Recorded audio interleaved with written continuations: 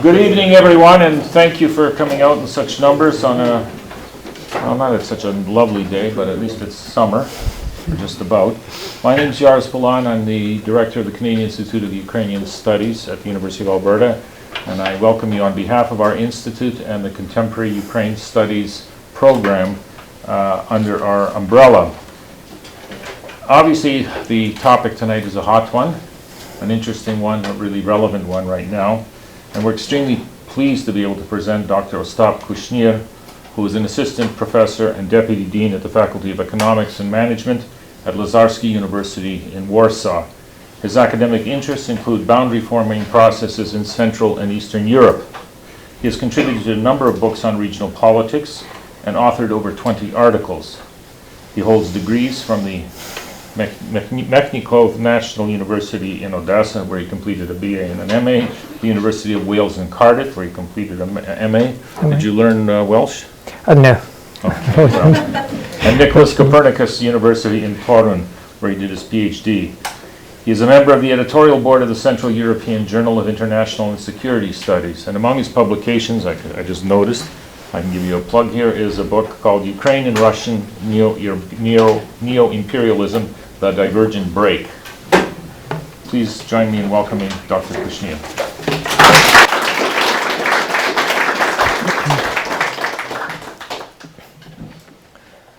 Ladies and gentlemen, to begin with, I'm very happy to be here with you.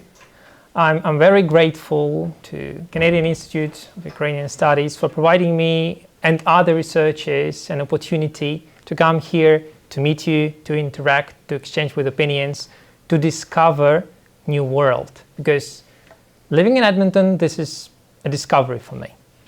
But today, we will speak about other kind of discoveries, specifically Russian geopolitical discourse since the Euromaidan. And the presentation I'm to deliver to you will consist of three parts. First is key notions. So I'll do my best to present what kind of methodology I use, what kind of tools I use to construct my approaches to political realities. Second, this would be a small or short comparison of political cultures of Russia and Ukraine, so that you could understand, or even you could get a better perspective on why the discourse, the Russian discourse today is so particular. And third, it's exactly the topic, the geopolitical discourse after the Euromaidan. So, ladies and gentlemen, key notions. I work within the framework, in particular, if we are speaking about Russian discourse, in the frameworks of within two frameworks. First, this is critical geopolitics, and second, this is political symbolism. So the term geopolitics has some sort of specific connotation, yeah? But I am informed of right now of, for instance, what Mr. Colin Flint, Professor Colin Flint says, that critical geopolitics, this is the way groups of people, the way societies acknowledge, discover, and transform places and spaces. So we have a group of people who live in a certain territory, yes, and that certain territory is created by the way this group of people perceives this territory, invests the resources, contributes, develops, and the space and place from the position of critical geopolitics is predefined by the society. While classical geopolitics claims vice versa, that geopolitics predefines the society. I mean, I'm informed of the different approach. So society is what defines the place and space. So this is the nature of places and their relationship to the rest of the world is a power struggle between different interests and groups.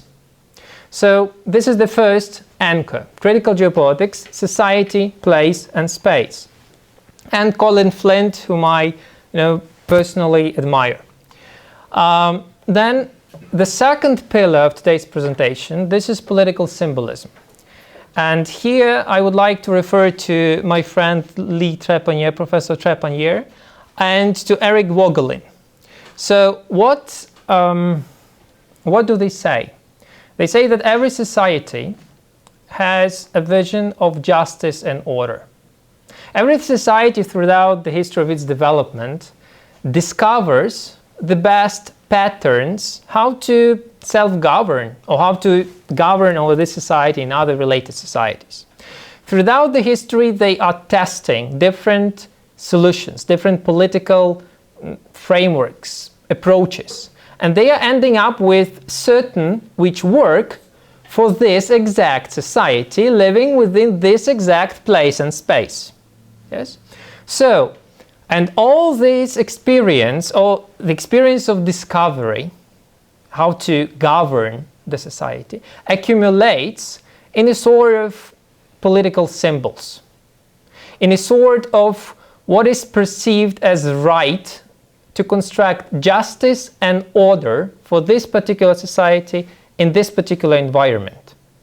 So political symbolism, it actually, from the position of Eric Vogelin, it precedes political science.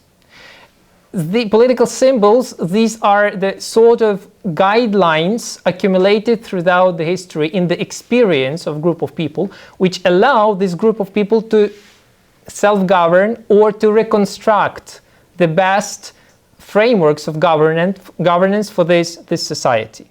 So again, you see group of people, you see exact place and space, you see historical accumulation of historical experience, and you see the reproduction of this historical experience throughout history, under different guises with different improvements, but the reproduction of certain solutions which allow for comparatively flawless governance over this society. So these are two pillars, critical geopolitics and political symbolism, which are used to assess, in our case, Russian political discourse. So political cultures of Russia and Ukraine. Ladies and gentlemen, do you know Alexander Pushkin? In 1825, he wrote a tragedy, Boris Godunov. And in this tragedy, he highlighted a couple of interesting things. And I won't speak here today of the aesthetic value of this tragedy, and I will not dig too deep into the details. So what he highlighted the political culture of Russian or Muscovite elites, and the reaction towards different political action by the people. So in Boris Godunov, you have a group of political elites struggling for power, committing crimes, assassinating people, and that is done for the interests of either this group of people or as an attempt of this group of people, of a political elite, to reform the society, yes, and use cruelty whether it's applicable. And that's on the one hand, political elites, and on the other hand, you have people who accept what is going towards them. So, okay, the Tsar was replaced by other Tsar. We accept that. This Tsar, second Tsar, was replaced by the third Tsar through murder. We accept that. We understand that this is immoral, this is bad, but we accept the necessity to have a Tsar. Yes? And this is what actually Pushkin highlighted. Maybe that was not his major objective, but he highlighted that. At the very end, the final remark of the tragedy, when people see the new Tsar who arrived to power through killing the previous one, they are silent with horror and they are speechless. So people abstain from direct policy making. People are not decisive political players. That is how Alexander Pushkin portrayed them. Now, that was 1825, ladies and gentlemen. 1840s, Panteleimon Kulish, Ukrainian author, wrote his Black Council. And you have a slightly different perspective of political elites and people there. You have people as the political actor. However, the people in that novel, they are quite chaotic and quite easy to manipulate. They are following promises and they are ready for destruction, and they are also ready to follow different leaders depending on what the leader can bring them, or what the leader, to what kind the leader is attractive. And for Panteleimon Kulish, one of the tragedies of Ukrainian nation, that was that political immaturity of people who are political actors, who can bring different political elites to power. Yes. So, and this I would like to stress as one of the differences, yes, between the way two intellectuals from the 19th century, the way they perceived leadership in Russia and leadership in Ukraine, and people in Russia and people in Ukraine. So, and from this starting point, let's move further. In 1833, by the way, Sergei Uvarov, that the Minister for Education of Russian Empire, he introduced the Triad. He introduced something which I still consider to be very important in explaining Russian political culture. So at that period of time, Russians, they were very proud of having little revolutions. They were looking at Europe, and they had Napoleonic wars, they had different kind of conflicts between Germans and French. Russians were perceiving Europe as an immature child, while because of orthodoxy, autocracy and nationhood, as claimed by Sergei Uvarov, Russia was able to exist as an integral power, integral entity, and to be a true doer in the world history. So what Sergei Uvarov claimed and what he recommended to become a part of the teaching of the curriculum at school is that professing the true religion, which is the orthodoxy with all its Christian values, acknowledging the true governance, which is again leader-centered and leader-dependent, and accepting true nationality. It means that I see my place in the hierarchy. I'm proud to be Russian. I'm proud to have a strong leader, to live in a strong state, and to be a part of a power which makes history on a global scale.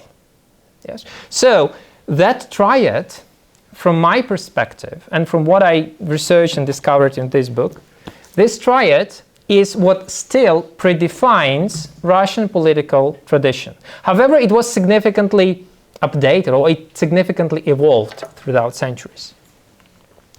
So this is how I portray Russian political culture as expressed through political symbols. So you have at the very top the leader with his environment. Then to the right you have nationality. You have Russian people who try to find their place in the hierarchy of governance. So they either come closer to the leader and become his or her advisors or trusted people, or they are either feeling themselves very comfortable within that hierarchy. They live within the spirit of Russianness, the Russian soul, whatever it means. And you have the Orthodox Church, which is in close connection with the political leadership. Yes. And if necessary, Orthodox Church explains to the people the logics behind the action of a leader.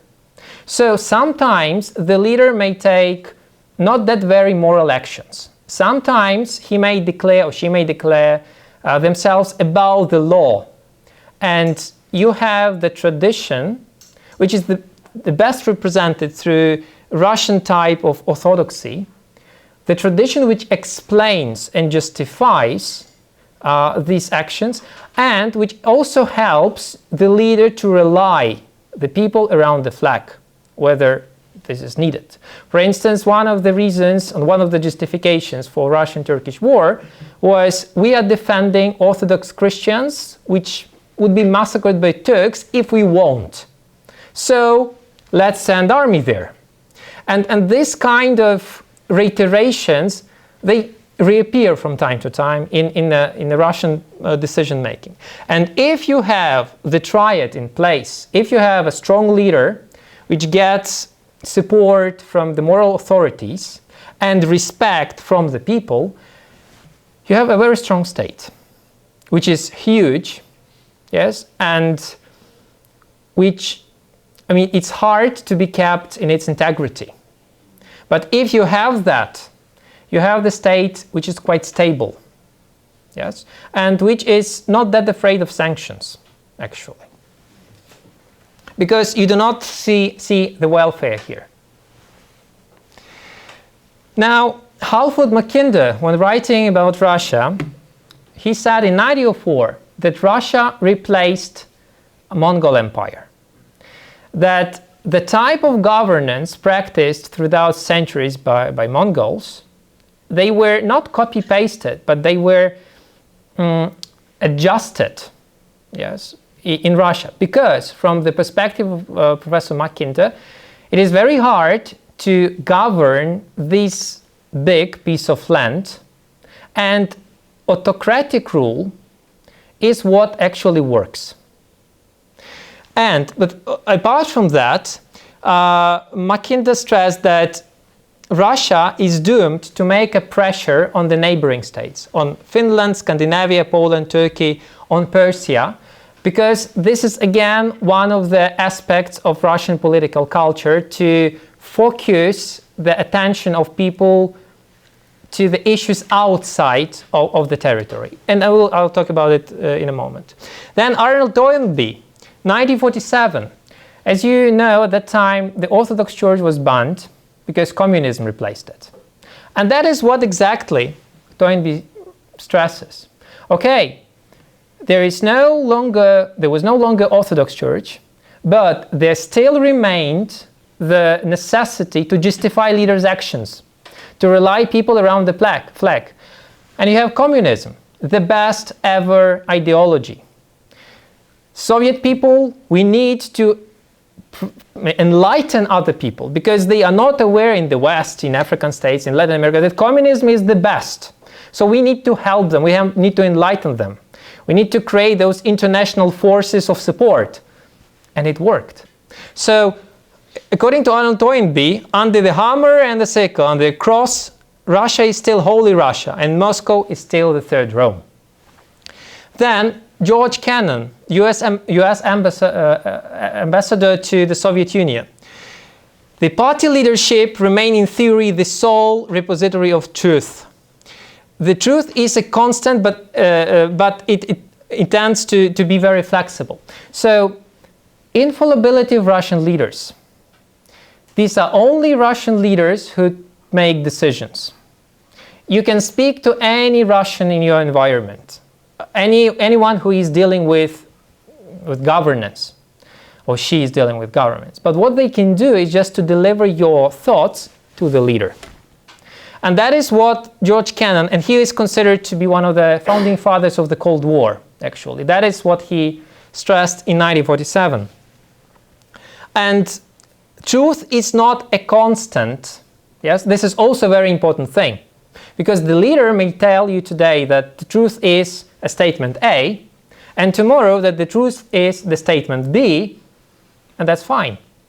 But if a statement A and statement B collides, I mean, that's a minor issue. I mean, we have the leader to follow, and he is right, or she is right. Eric Vogelin, 1951. The government commands and the governmental commands find obedience with the people.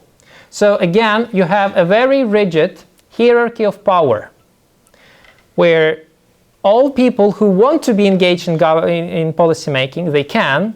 Those who find themselves comfortable being governed, they are comfortable. Yes, and within that structure of Triad, you have the stability, you have the security, you have the feeling of greatness. And Elena Iladinova from University College London Russia cannot rely on the institutions of civil society or any institutionalized system of checks and balances. In Putin's Russia, manual control is guided by the best intentions. So again, you have the leader, you have certain intentions, you have the leader's vision of what is just and what is a proper order. And the leader may exceed the law, the frameworks of law, and use manual governance or use interpersonal unofficial relations to achieve the desired objective. And this is what works. So now you have the great Ukrainian dichotomy. I will not go deep into the details, yes? So you have Russian Triad, and from my perspective, Ukrainian political thinking is the thinking of two poles, of the pole which I defined as a dweller. I mean, this is a symbolic and very imprecise definition, but still, it explains, and the Cossack. So the dweller is a conformist.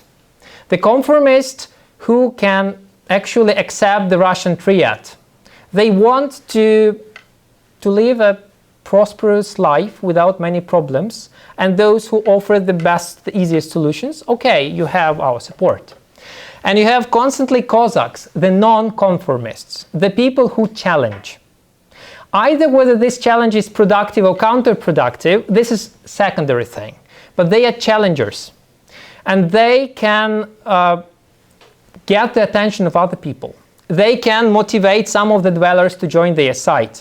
They may be a destructive or constructive political force, but they diversify Ukrainian policymaking, and they make it grassroots, not top-down from leader to the people, but this allows for people to self-organize themselves. And one of the best examples, historical examples, at least I perceive that, this is the Zaporozhian siege.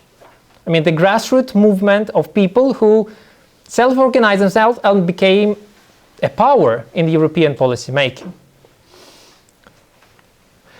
And if you look at what Alexei Levinson wrote about Euromaidan in 2015, he is Russian, and he also raises this point that the Maidan, that was a group, a society of people relied around certain values and ideas at a certain place with its symbolic meaning, and that group of people was capable to self-organize itself. Yes? What for Levinson was quite interesting to observe. Because if you have a protest in Russia, and by the way, this is a very interesting thing. George Mink, professor from College of Europe in Natolin, he tried to uncover how Lenin came to power. Yes, because in 1917, yes, you had comparatively weak monarchy, but you had a lot of monarchists. You have the government of Kerensky, and Lenin comes out of nowhere, and Lenin becomes the leader. So what Lenin did, he simply offered a different hierarchy of governance.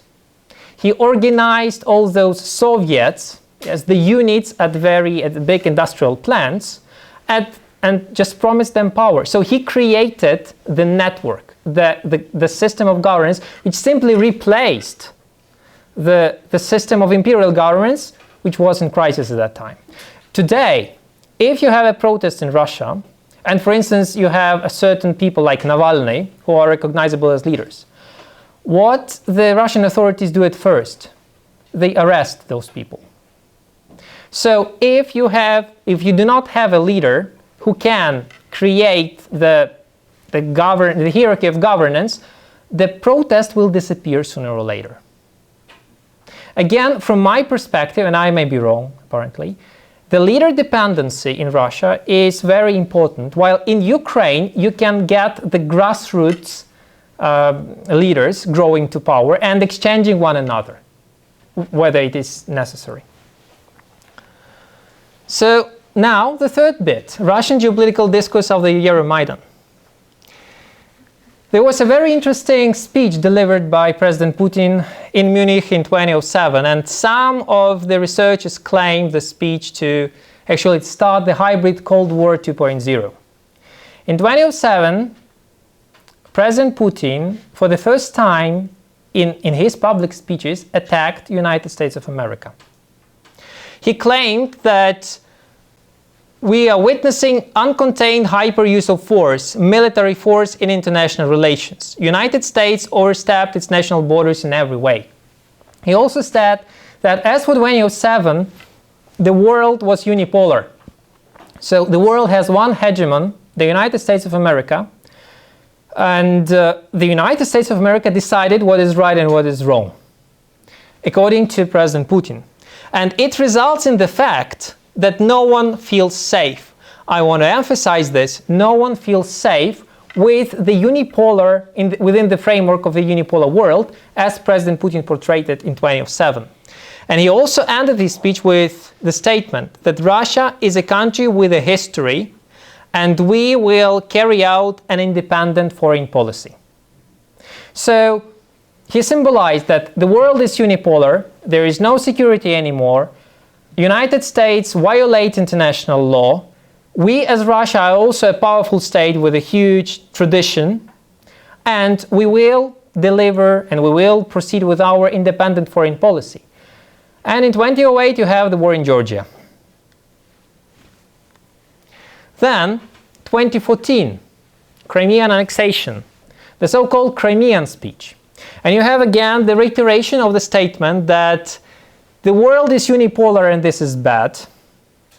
The collapse of the Soviet Union was the geopolitical catastrophe of the history because the world became unipolar and unstable. And our Western partners, they prefer the rule of the gun to international law, and we cannot speak to them. They export their values, they breach into the Russian neighborhood, they violate the national political orders and political traditions of such states as Ukraine, Georgia, and other states in the region. So the West is aggressive, the West brings instability. Instability on the borders with Russia is bad. Russia has a right to respond and to preserve the political tradition which existed on these lands. So standards were imposed to these nations that did not in any way correspond to their way of life. Russia strived to engage in dialogue with our colleagues in the West. On the contrary, they have lied to us many times. And he also stresses, President Putin, that millions of Russians and Russian-speaking people live in Ukraine and will continue to do so. Russia will always defend their interests using political, diplomatic, and legal means. So the annexation of Crimea, from this perspective, was a perfectly legal and perfectly justified action, because there were Russians living there. Ukraine was assaulted by the West, and it was, Ukraine was not a proper state. It was hijacked by the West. So in order to defend Russian-speaking people and Russians, Russia had the necessity and objective and duty to annex Crimea. Then you have another concept, the Russian world, and here we are coming back to the Orthodox Christian tradition. The Russian world is perfectly probably defined by Patriarch Cyril of Russia.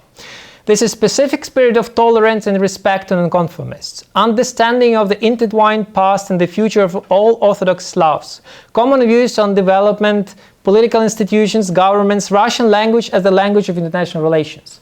So you have the leader of the Russian Orthodox Church delivering the message that people who speak Russian, who live in different parts of the world, they create the spiritual community, which is defined as Russian world. And for Russian world, the state borders are of minor importance, because the souls of people is what matter. And the Russian world concept is actually used quite a lot by President Putin and by Russian authorities to justify also their engagement into the affairs of the neighboring states and other states overseas. Because again, we have the duty, and in case of Crimea, Crimea is of great spiritual importance for for Russian Orthodoxy and thus for Russian state. So I'll go deeper than that. There are a couple of documents, security and military doctrines, which emphasize the spiritual component in the Russian defense policy. 1999 National Security Concept of Russian Federation contains a spiritual security objective, intent to defend traditional values of aggressive expansion of the Western world. Then the military doctrines of Russian Federation from 2000, 2010, 2014, they also specify this. They also, but apart from that spiritual component, they also define the dangers to Russia. And specifically, the interesting one doctrine is the 2014, updated after the Euromaidan. So position 12b states that attempt to destabilize the situation in various countries and regions is a danger to Russia. Any territorial claim against Russia and its allies, as well as interference in their internal affairs, is a danger to Russia. However, it's very hard now to define what Russia perceives as ally. For instance, within the framework of the Russian world. Position 12e, emergence of any armed conflict on the territories adjacent to Russia with its allies. And you have a lot of so-called frozen conflicts around. Russia is not engaged, definitely, but Russia perceives them as a threat, so we have a right to respond in the way we find it appropriate, even if we may actually bring this conflict to life. Then 12n, anti-Russian regimes in states adjacent to its territory, especially the result of the overthrow of legitimate governance. The case of Ukraine, yes. The government was illegitimate after 2014, and this is a threat or danger to Russia. So the provision 22 states that Russia finds it appropriate to use military power, armed forces, in case of external aggression against either its allies, in case the UN or any other collective security body initiates peacekeeping, or in case Russian citizens require protection overseas. And here you can connect this statement, this provision, to what Mr. Putin said in his Crimean speech. In 2016, Doctrine of Information Security of Russian Federation. Clear reference, uniqueness of moral and spiritual values of multinational Russian population, the values which require defense as being eroded and distorted by external foes. These are official documents, yes? And these official documents, they set certain perspectives on reality. And Putin's paradox. This is a very interesting thing, which I also develop in this book. Putin perceives all the peoples, all the nations living within the Russian world as those who accept the Triad: strong leadership, orthodox values, and the feeling of nationality. From his perspective, Ukrainians, they should also follow the Triad, that symbolic structure of governance. So, from this perspective, all the revolutions in Ukraine, 2004, 2014, even 1991, they were Western orchestrated. Because in order for the revolution to take place, you should have a leader.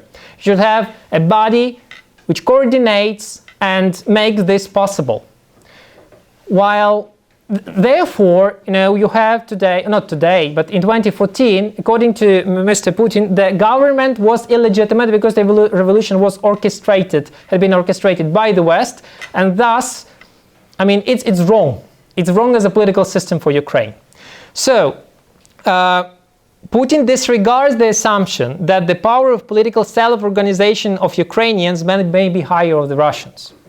So the power which made actually Panteleimon Kulish to write his Black Council, the power of self-organization in Ukrainians is higher. Putin cannot agree to that. Because if he agrees, it means that Russia lost Ukraine. And this is a hit for the Russian integrity, Russian way of thinking, Russian self-positioning. Russia is outwards oriented state.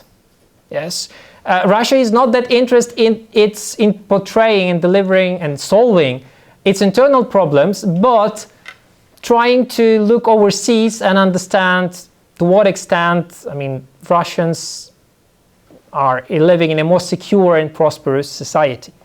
So the Putin paradox is that he cannot accept the fact that Ukrainians are better in self-organization and that they have that grassroots tradition of leadership without the imposing the top-down. However, on the same time, if you look at the history and if you look at the numerous cases of self-organization of Ukrainians and then their attempt to actually withstand the pressure of a very authoritative power, which was Mongol Empire, for instance. I mean, we had no Ukrainians at that time, but still there was a lot of decentralization among Kievan princes. And then, you know, you had the war for independence in 1921, when you have a number of armies fighting on the territory of Ukraine for the independent Ukraine, every army with its own vision of justice and order. And you had the Red Army, the centralized and overwhelming. So the strength of Ukraine, which is its decentralization, is its weakness. So to conclude, Russian geopolitical discourse after the Euromaidan is predefined by the following factors. Symbolic construct of triads. Triad brought Russians to their greatness, so why should not we continue with that? Perception of Ukraine and other Slavic countries as appreciating Russian political traditions, so leadership, obedience, and Christian values of orthodoxy. Ukraine as an aggressive state brainwashed by the West after 2014, because in order to make a revolution happen, you need to have a leader. And the West provided these kind of leaders. Non-willingness to cooperate with contemporary Ukrainian elites who speak against the Eurasian integration and criticize the triad. Creation of situational truth or alternative explanations of reality. That is what Ambassador Kennan mentioned in 1947. The case of MH17. I mean, every day you had a different explanation what happened to the plane. And I mean, for Russian citizens, the truth was acceptable, though it was inconsistent. Conducting foreign policy security operation in accordance to unilateral interpretation of Russian security doctrines and international law. Russia is not a member of International Criminal Court, if you did not know, because that collides with Russian perception of justice. Onwards-oriented thinking, following a pattern for the strong in a unipolar world, because Russia can do it, and using orthodox religious networks and nodes to conduct assertive policies in neighborhoods, as well as to justify the necessity to conduct these kind of policies. And for more information on the topic, you may look at my electronic resources, Lazarsky, Academia Edu and ResearchGate.net. So my articles, they are mainly open access articles, and you can download them, you can read them, and just get a better insight into what I just delivered to you. And also, this book contains a lot as well. Thank you for your attention.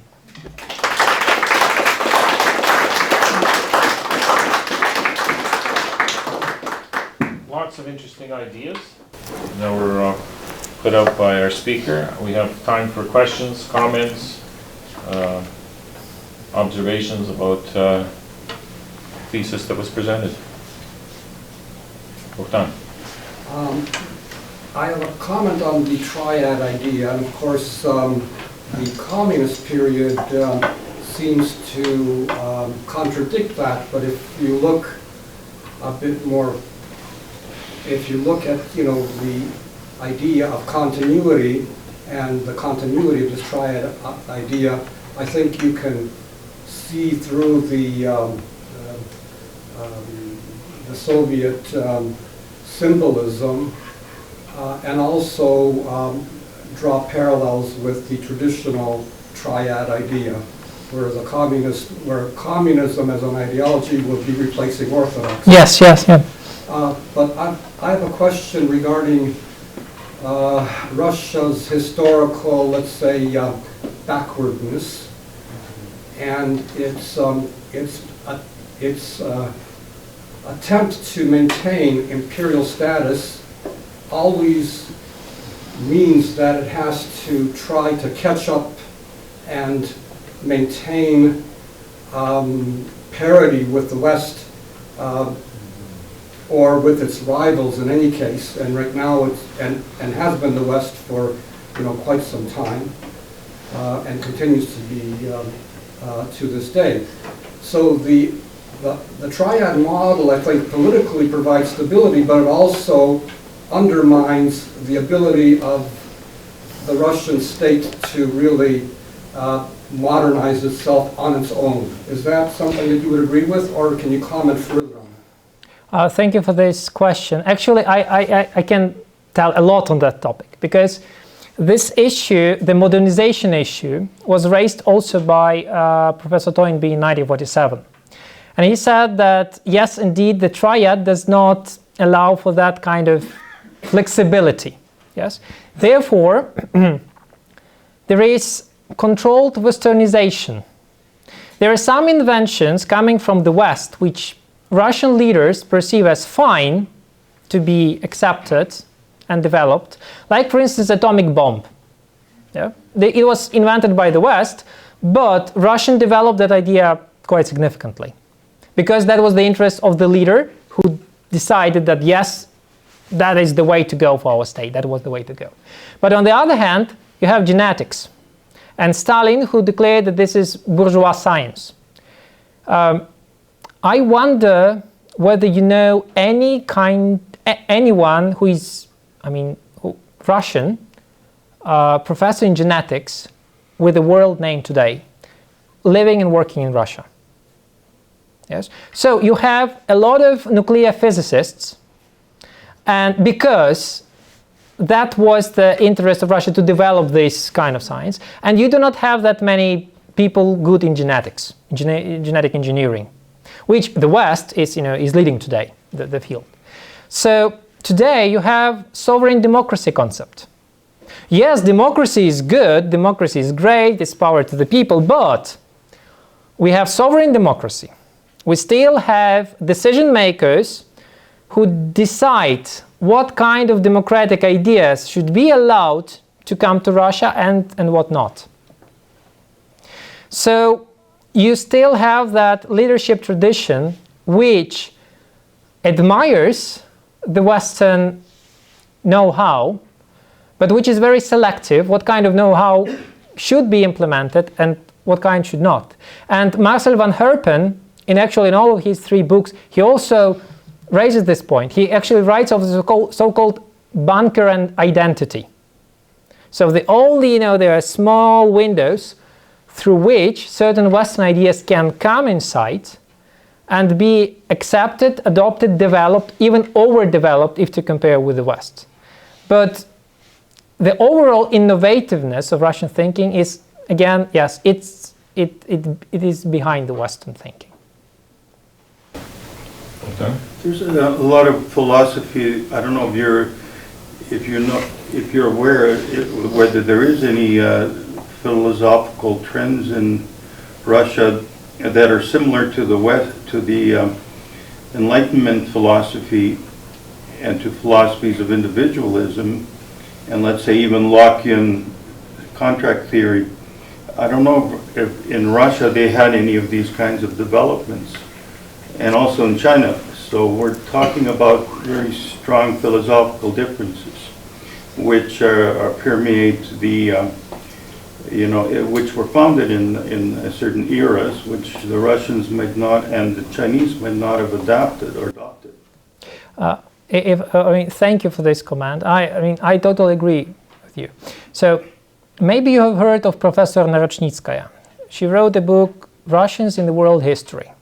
And she also served as a member of the Russian Commission Against the Distortion of History. It existed in 2010s. So Professor Narochnikskaya claims that it is great that Russians did not have Enlightenment, because Enlightenment brought a lot of chaos. Enlightenment brought French Revolution, Napoleon, and then Russia had to go to Europe and liberate Europe, correct European mistakes. So that was nice that Russia did not have enlightenment.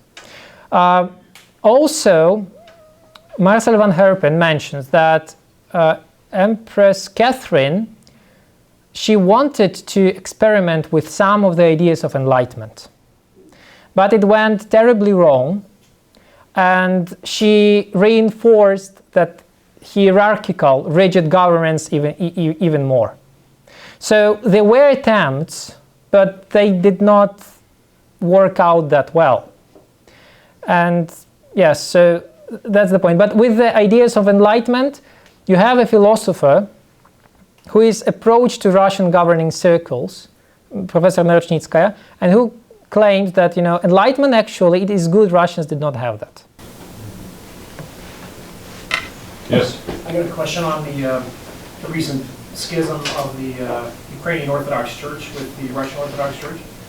Do you think that that's an attempt of Ukraine to develop their own independent triad away from the Russian triad? And if so, is that how the Russian government or policymakers are seeing that? And how are they reacting to that, geopolitically speaking? Okay, so but are you speaking of Tomos, which was given to Ukrainian Church, or today's development in Kyiv? I mean, within the split within the today's one, or the Tomos, yes? Okay, so let me put it this way. Ukrainians, I mean, the triad may work for a number of Ukrainians, for a group of Ukrainians, for those conformists or dwellers, as I define them. But it will not work for all the Ukraine. Because of that grassroots traditions, because of that, the ability to mobilize and self-organize. So I don't think that by awarding Tomos, by enjoying that spiritual independence and self-sustainability, Ukrainian Orthodox Church will try building something, will try becoming a pillar of governance. This will not be the case. Apart from that, look at the number of churches which exist today in Ukraine, and they coexist. You have Greek Catholic Church, you have Orthodox Church, you have Russian Church, and you have Ukrainian Church. And I mean, some of them, they are colliding, but there is no harsh conflicts. While in Russia, you have one church. And it's a bit hard to profess other religion than the Russian Orthodox. So you still have, even in the environment, the spiritual environment of Ukraine, you still have the diversity. Yes? So I don't think the triad will be built. But the reason the Tomos was given, I mean, again, from my perspective, however, I'm not that proficient to make black and white judgments in this respect, is that Ukrainian, I mean, initially, Ukrainian Church was, I mean, Ukrainian, there was a church in Kyiv Rus, yes, which moved to Moscow when Ukrainian hetman state and proto-Ukrainian states were consumed by empire. In 1991, when Ukraine became independent again, I mean, there was a claim to bring the altar back to Kyiv. But, I mean, that claim did not work. So in 25 years, or more than, around 30, after Ukraine gained independence, I mean, it was given the right, restored the right for its church. So this is my perspective, but again, I'm not the expert in this field. Zenon? Would you care to say something about how could the current conflict be resolved if the only way is to fundamentally either change Russian political culture or change Ukrainian political culture? Oh, the conflicts, they are natural, but the way they are resolved, this is the trick. And how the conflict be resolved, I mean, that's a very interesting issue. I do not exactly agree that, however, This is an interesting question.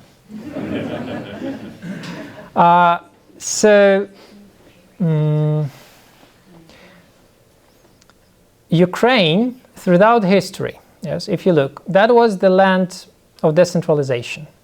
If you have Kiev Rus, you had the cities with the princes. There were different armies in each city. There were sometimes different languages. And this structure coexisted in its decentralization. Even if you look at the Zaporozhian siege, it emerged in times of Polish-Lithuanian Commonwealth, Tsardom of Muscovy, Ottoman Empire, and Crimean Khanate. So again, you had huge decentralization. But within the Zaporozhian siege, you also had an comparatively free environment. So anyone could join the Zaporozhian siege if that person accepted or agreed to certain values. Yes? So the way to resolve that conflict, yes, is, first of all, this is time. Secondly, this is the flexibility of Ukrainian political culture, which is heterogeneous, and sooner or later, different colliding sides will agree on certain compromises. And the third issue is to preventing Russia from helping in establishing dialogue within Ukraine, and that dialogue which is held by different decentralized forces within Ukraine. So, from my perspective, with the development, with the time flow, the conflict will calm down. There will be a common ground discovered. Yes, but if there will be an environment for a proper dialogue, and unfortunately, this environment may not always embrace Russian factor or Russian influence. So, We have a question in the back row. Yes. Yeah, I just want to hear from your perspective where you were saying that earlier. I'm not sure you said it was exactly the whole 2014 revolution. I'm not sure if you were saying from your perspective or from the Russian government's, the state's perspective, that it was Western financed and that's Russian. Okay. That's Russian perspective. Is that in the context of all the Western political help it got through all those non-governmental organizations tied to characters like George Soros?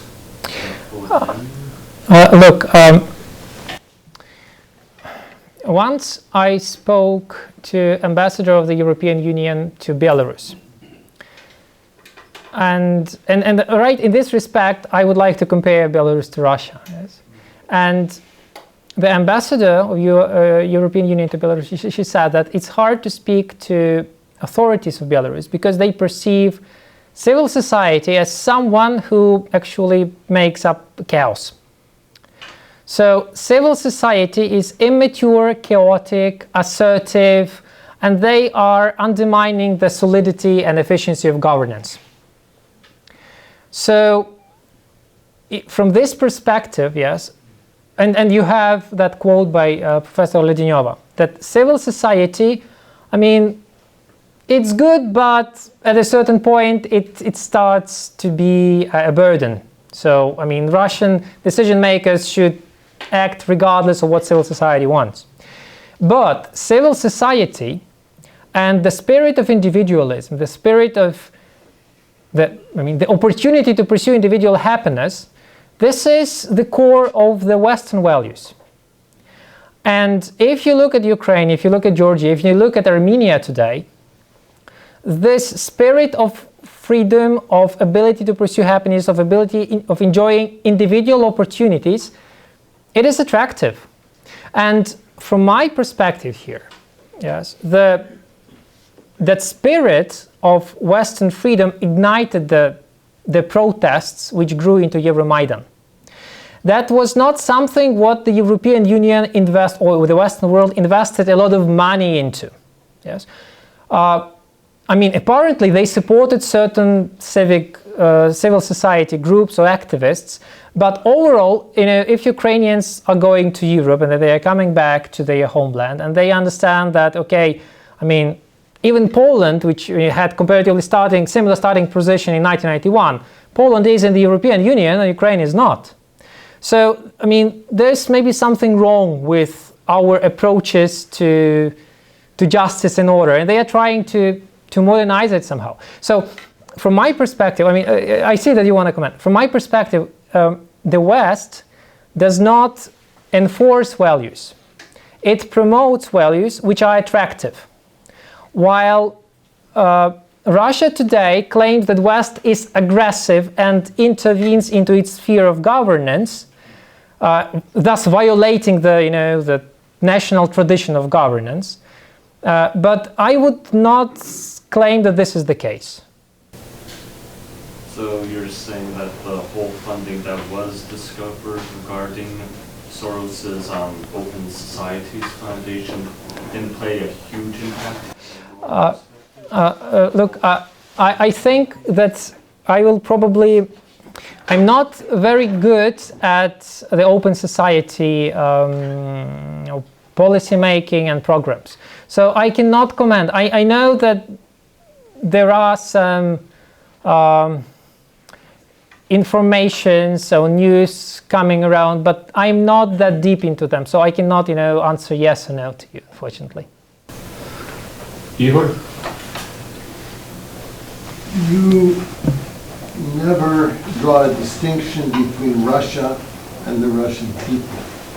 What we have in Russia now is the great regression to neo-Tsarism, where Putin is now replaced the Tsar, where the oligarchs have replaced the boyars, and you have this kleptocracy which is dead set on preserving itself and its wealth and privilege, and the people be damned. In truth, Putin is the world's greatest coward. He is terrified of his own people, and this is why he has to repress them.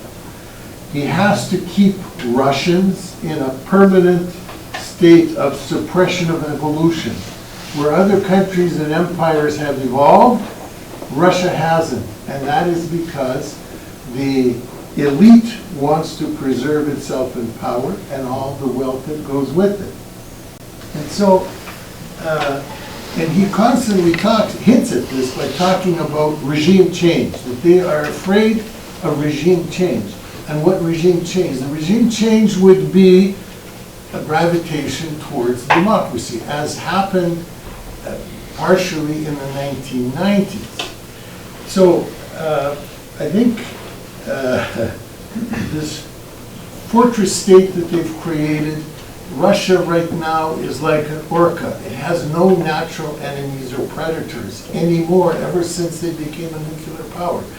Nobody is going to attack them. Who's going to attack a nuclear power when they can be destroyed completely? And for all the Canadian soldiers here, if you're ever attacked by Russian weapons, they have been blessed by priests of the Russian Orthodox Church. And probably any bullets they use have also been blessed by that church. Okay, if I may comment, this is a very interesting point indeed. Putin, okay, I can't say about Putin, but there are a lot of Russian elites who perceive Gorbachev and Yeltsin as weak presidents. Gorbachev, who launched perestroika and wanted to gather feedback from people on what was wrong with communism. And he actually was the last president of Soviet Union, and Soviet Union, the collapse of Soviet Union was the biggest geopolitical catastrophe. Then Yeltsin, and he started quite enthusiastically actually in the 1990s. Russia improved significantly its cooperation with NATO. Russians, and there was a campaign actually to rediscover the Russian identity. But Yeltsin lost the First Chechen War, and in 1998 there was one of the biggest crises in the Russian history. he is also considered as a weak president. And afterwards, we have Putin coming to power. Putin who says that Soviet Union was actually a good thing. Putin who builds his hierarchy of power. Putin who actually brought at least certain layers of Russian society to prosperity, those layers who may oppress others today. And he is considered as a strong leader. That was him in 2007 who raised the voice against the United States. So in this respect, yes, there was a huge expectation in the 1990s that Russia finally became a normal country we can speak with, we can trade with. But Russia became a sovereign democracy, which is comparatively leader dependent. So it is not the normal country in the Western understanding. And if we speak of people, yes, they are repressed, yes, but that is what Pushkin was writing about in 1812. So throughout centuries, if you do not offer the workable hierarchy of governance to Russian people, I mean, they would need to be obedient, to be subdued, to suffer. So, I mean, that's as tragically as this may sound. And this is what actually also Professor Ledenyov writes about. So you are born into the systema. And that's it.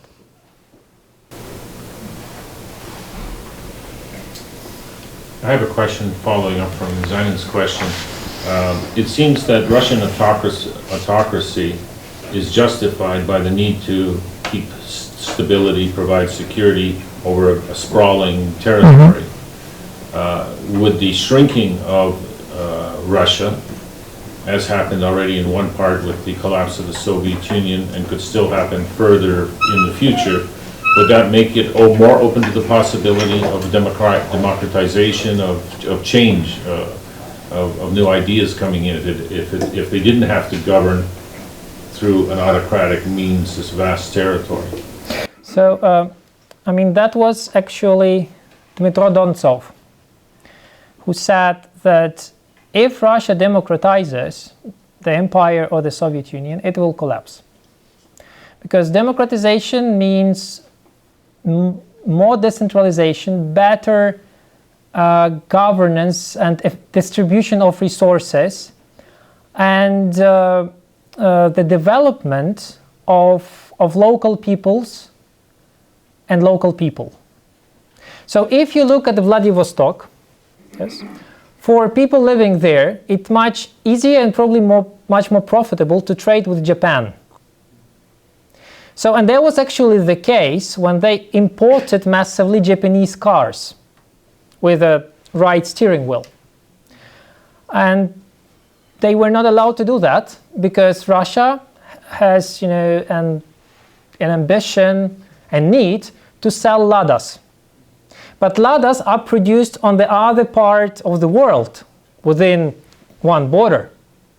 So, and you have the interest of the local people, the economic interest, they are pursued for happiness, which is, like buy a cheap 7-year-old Japanese car. No, because the national interest of the state is to support the national automaker.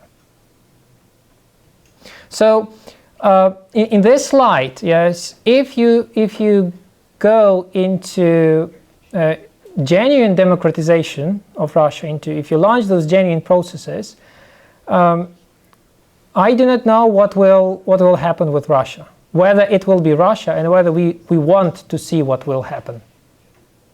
How is it that Russia demands that Ukraine decentralize when they are a highly central state, will not tolerate decentralization in Russia itself? I mean, Russia never wants Ukraine to decentralize. They want to federalize Ukraine. They are using the word federalization. Decentralization, this is the European Union and Western term. But from my perspective, Russian claims for federalization of Ukraine, this is I mean, we are giving you a compromise. Yes, you are so, heterogeneous. So okay, go on federalizing. We are fine with that, but don't do decentralization. So federalization, this is a sort of compromise Russia can agree to, and it is actually offered by Russia to Ukraine. But this will also end up with different federal units having their leader. And speaking to leaders, leader to leader, this is what Russians have always been good at. Russians, by the way, again, from what I heard, they have some difficulties in working with the European Union because you have 28 states and you have Brussels. Whom should we speak to? Because the system is so, the system of decision making is so intertwined in the European Union that there is no one person to speak to.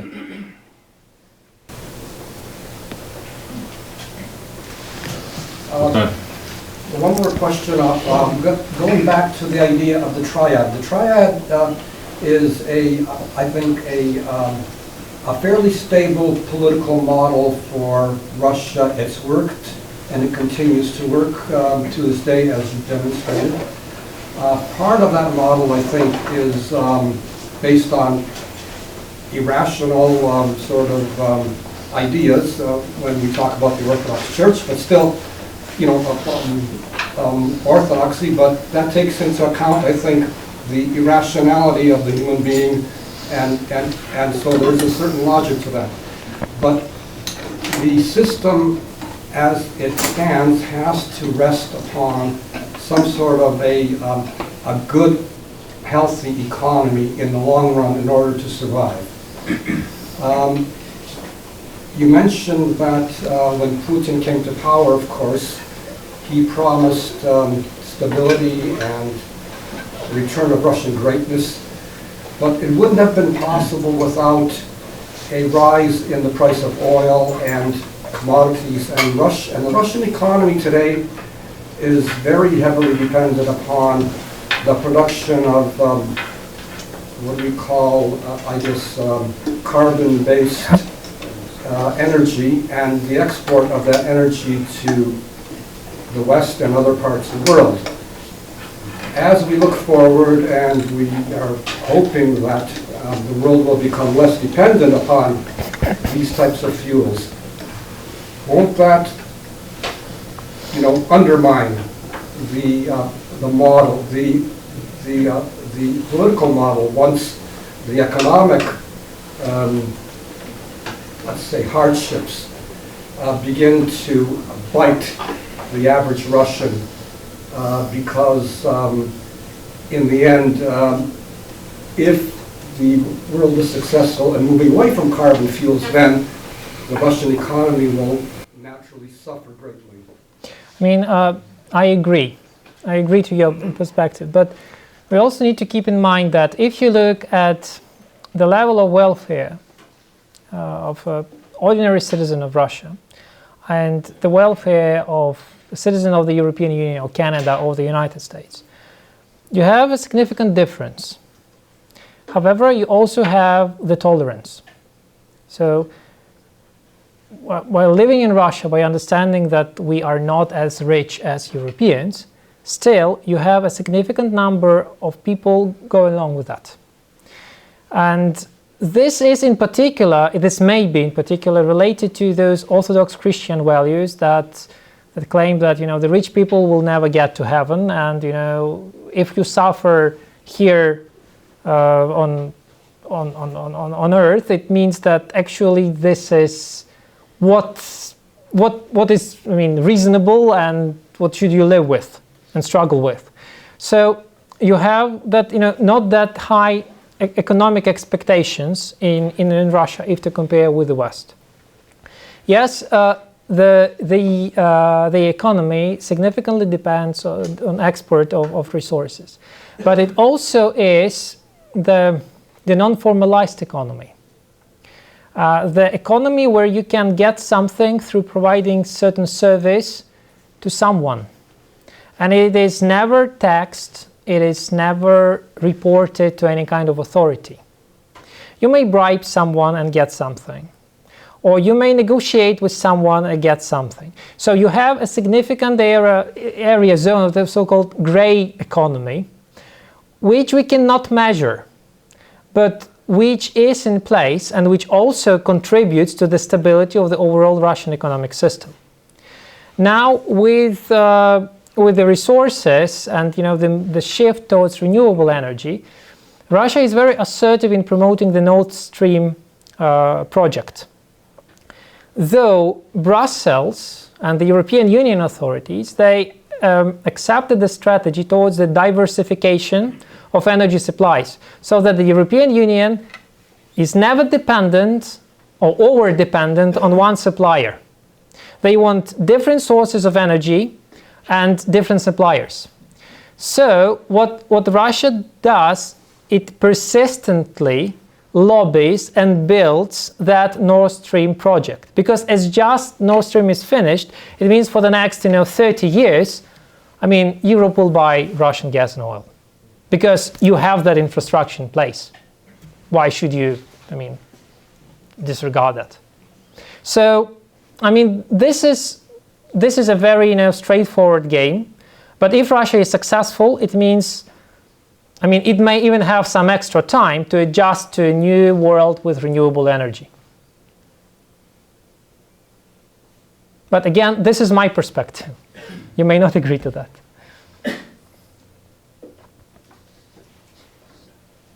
Yes. Just one, especially with the new elections that just happened, it creates another whole question, especially about the dichotomy. The new government leadership appears to change this dichotomy, as you pointed out, in Ukraine, where the new president seems to be less profound as some of the incumbents that we've had in the past in Ukraine.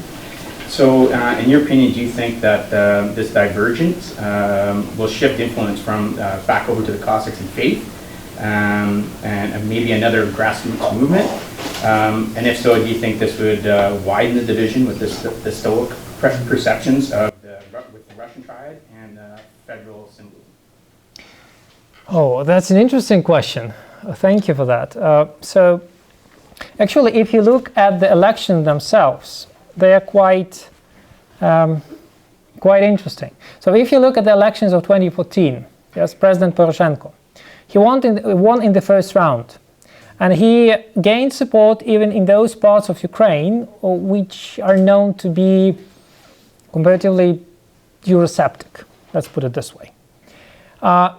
Because the dominant discourse of the time was the discourse of defense, and what's the discourse, okay, we are coming back to Europe because that's what Maidan was for.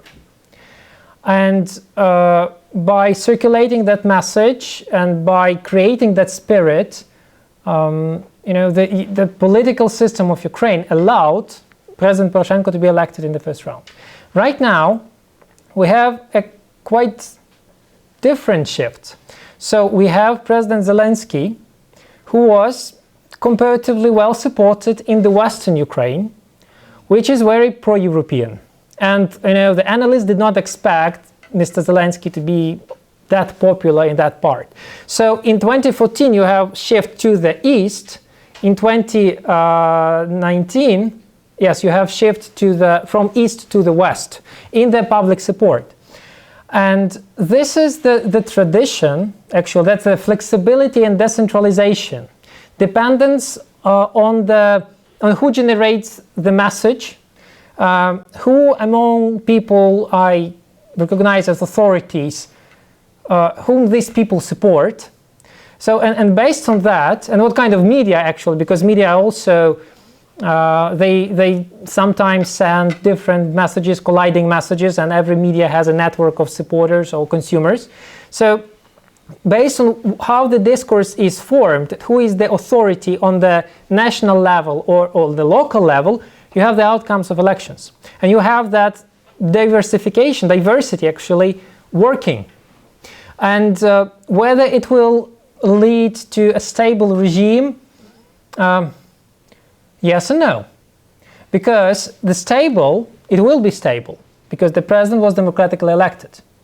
But there will always be challengers, because there are challenges, they are always there. I hope I answered your question. Yes, the main point I was really trying to get is the influence basically of the faith and Cossacks in that economy has probably shifted now. Cossacks, I would encourage you to perceive it as a symbol. Yes, so these are not the real people on the streets. Yes. Cossacks is the paradigm of behavior. So you are taking their values and you are reconstructing that because you perceive that these values, they are the best for the justice and order on this piece of land. So and the faith, the relation between authority and the faith in Ukraine has always been different. Because again, we have in Ukraine a lot of different churches, a lot of different creeds, yes, and they coexist. So this is not, in Russia, you do not have that smooth kind of coexistence. Back there in the corner. So as you talked there in the last question, as we went from east to west, from previously west to east, it's interesting to know, so one of the other questions you answered, you talked about potentially looking for those similarities as we try to deflate the conflict and bring it to a resolution. I look at language as one of the key factors, and I just want to know if you could talk about that a little bit of, whereas most of the people in the West are pro-Ukrainian, but speak more Ukrainian, obviously more people in the East, very also pro-Ukrainian to a certain extent, but also want to keep the Russian language, which is very actually synonymous to what we have in Canada with Quebec and French language. I was just wondering if you could see if people will ever get past the language issue, or if that will be something that they could actually get around at some point. Okay, I would first of all, first mention, I would not compare Ukraine and Russian-speaking people in Ukraine to English and French-speaking people in Canada, because, Russia is at the border while France is on the other side of the ocean. So the influence and the support, and Russia is a big state. Yeah, so Russia can influence the Russian-speaking part of the population, and Putin wants to do that actually, as you see from the quote. It can influence quite significantly. Yes, while here, the French-speaking provinces in Canada, they are self-sustainable. They can, pursue the indigenous way of development. Yes, so. And, speaking of language, I'm Ukrainian speaker from the Western Ukraine. I spent a couple of years living in Odessa, which is Russian-speaking territory. I spoke only Ukrainian, and there was no problem. So, there were a lot of people who switched to Ukrainian to speak with me.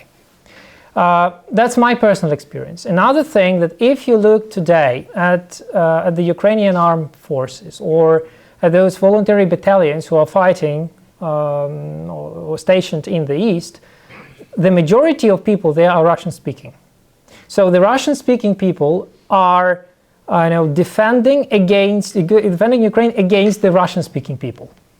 So Russian language, yes, it is important as the way of identification, but today it shifts more in the sphere of communication. So, Russian, I understand Russian, we can communicate. And I don't care about your beliefs, about your, Russian language as a link to the Russian world. Yes, this link, gets disrupted today. So, thanks. You spoke about the Cossacks as symbols, but is it not actually, you mentioned the volunteer battalions. Isn't that really a continuation of that Cossack tradition? And the Maidan itself was. Yes, Maidan 2004, even 1991, when you have that hunger strike of students, that was a grassroots movement. And usually if you speak of the Revolution 2004, 1991 and 2014, you have a group of people coming to the center of Kiev and building up a fortress. Yes? So they are building up the Zaporozhian siege. Actually, a fortress in a very hostile environment, which allows those group of people who decided to self-organize to preserve themselves and survive in that environment. So if you speak of voluntary battalions, again, these are the people, the same, the logics as of Cossacks. So the political symbolism means that you have symbols which notify certain types of behavior or patterns or values which are the best for this part of land to introduce the best working justice and order. So the Cossack values and Cossack types of behavior, they are re-emerging. Yes, even in Soviet times. Yes, they were grassroots demonstrations. Yes, I mean they are there.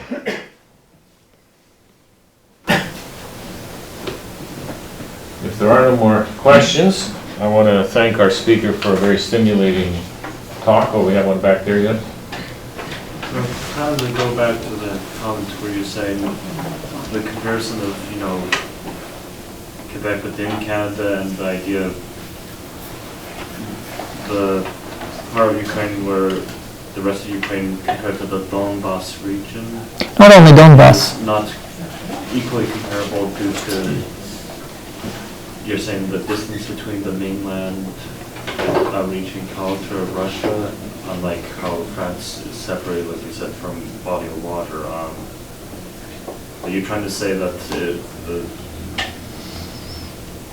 situation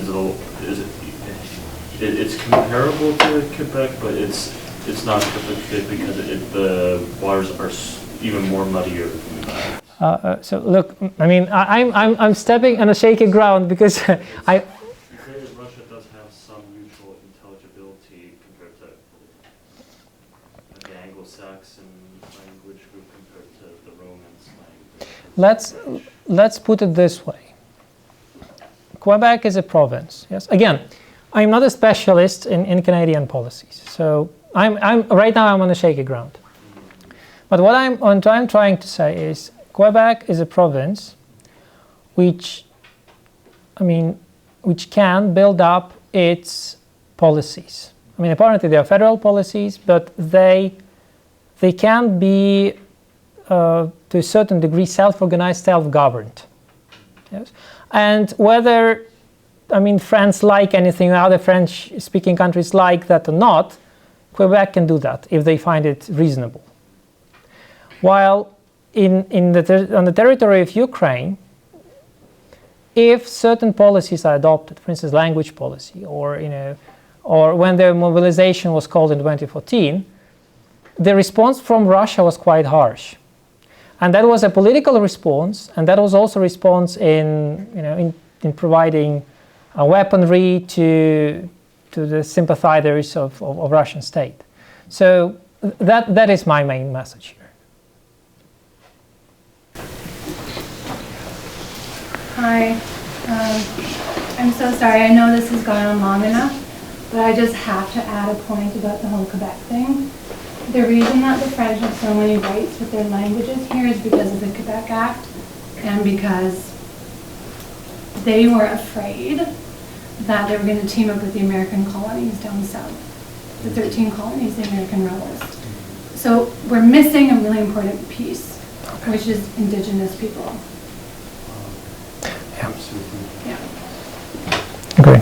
So if there's going to be any discussion, I perfectly agree. But again, I mentioned that I'm not that proficient in Canadian policies at this moment. I know, but what I'm saying is if there's going to be any correlations that you have to think about the whole question. Yes, agreed. Yes, definitely. That probably the diaspora west would be considered that Russia's afraid of that pairing up with other forces. Okay. Okay. And thank you, Susanna, for reminding me that I neglected to mention that this event is, of course, taking place on Treaty 6 territory, the University of Alberta, and you are in a building actually where one floor down is the Faculty of Native Studies. So, but I just want to once again thank our speaker. Thank you all for coming out tonight. And I have one announcement. On Friday, 26th of July, at St. John's Institute, we will be hosting a book launch by an author named Kristina Berhovska, who's from Lviv in Ukraine, who's be presenting her book, The Passion of Christ, by William Kurelik. Kurelik, of course, was born just out near Willingdon, Alberta, and spent his early years here, has family, has strong roots here, and was inspired by the pioneer experience of Ukrainians in this part of the country. So it'll be an opportunity to hear her. It's a beautiful book, a nice big fat one. The presentation, though, will be in Ukrainian. So for those from the armed forces, you've got a couple of weeks to practice your Ukrainian and you'll be able to join us in our discussion. But I hope you join us, and thank you very much again for coming. Handouts up there. And we've got handouts here with, if you want to take a reminder, in old technology called paper. It's here, and we also have a couple of copies of our bulletin that if you haven't seen it, you're welcome to have a copy as well. Thank you. And thank you. Thank you. Thank you for coming.